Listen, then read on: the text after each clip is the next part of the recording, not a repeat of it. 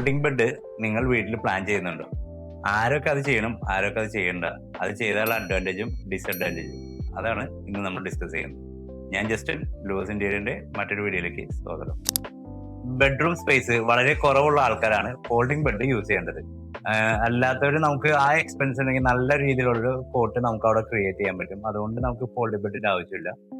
രണ്ടാമത് ഇപ്പൊ നമ്മൾ മൾട്ടിപർപ്പസ് ആയിട്ട് ഇപ്പൊ നമ്മൾ ചില ബെഡ്റൂമിൽ തന്നെ നമുക്ക് ഓഫീസ് സ്പേസ് കാര്യങ്ങളൊക്കെ ഉപയോഗിക്കുന്നു, അല്ലെങ്കിൽ വേറെ എന്തെങ്കിലും ആവശ്യങ്ങൾക്ക് ബെഡ്റൂം യൂസ് ചെയ്യുന്നുണ്ടെങ്കിൽ നമുക്ക് ആ ഫോൾഡ് ചെയ്ത് വെച്ചാൽ നമുക്ക് അവിടെ ബെഡ് സ്പേസ് ഫോൾഡ് ചെയ്ത് വെച്ചാൽ നമുക്ക് കുറെ സ്പേസ് കൂടുതൽ കിട്ടും. അങ്ങനെയുള്ളവർക്കും നമുക്ക് ബെഡ്റൂമിൽ ഫോൾഡിംഗ് ബെഡ് യൂസ് ചെയ്യാം.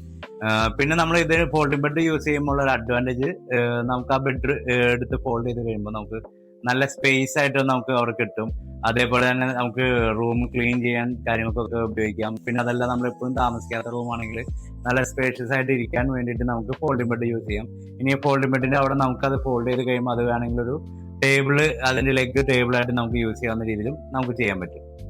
ഇനി അതിന്റെ ഡിസഡ്വാൻറ്റേജ് എന്താണെന്ന് പറഞ്ഞാൽ, ഒന്നാമത്തെ കാര്യം, സാധാരണ നോർമൽ ബെഡിനേലും റേറ്റ് ഈ ഫോൾഡിംഗ് ബെഡിന് കൂടുതലായിരിക്കും.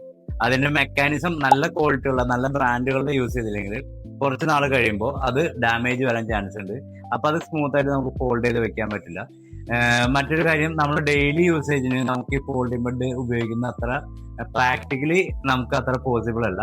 കാരണം നമുക്ക് അതിന്റെ പില്ലോസും കാര്യങ്ങളൊക്കെ അറേഞ്ച് ചെയ്ത് വെച്ച് ബെഡ്ഷീറ്റും കാര്യങ്ങളൊക്കെ സെറ്റ് ചെയ്ത് വെച്ചിട്ട് വേണം നമുക്കത് വെക്കാനായിട്ട്. അപ്പൊ അതുകൊണ്ട് ഡെയിലി യൂസേജിന് നമുക്ക് ഫോൾഡിംഗ് ബെഡ് അത്ര പ്രാക്ടിക്കലി നമുക്കത് പോസിബിൾ അല്ല. പിന്നെ നമുക്ക് ഈ പറഞ്ഞ പോലെ തന്നെ നമുക്ക് ഫോൾഡിംഗ് ബെഡ് ഈ പറഞ്ഞ പോലെ നമുക്ക് വേറെ സ്പേസ് ഇല്ല, നമുക്കത് മൾട്ടിപർപ്പസ് ഫംഗ്ഷൻ ഉപയോഗിക്കണം.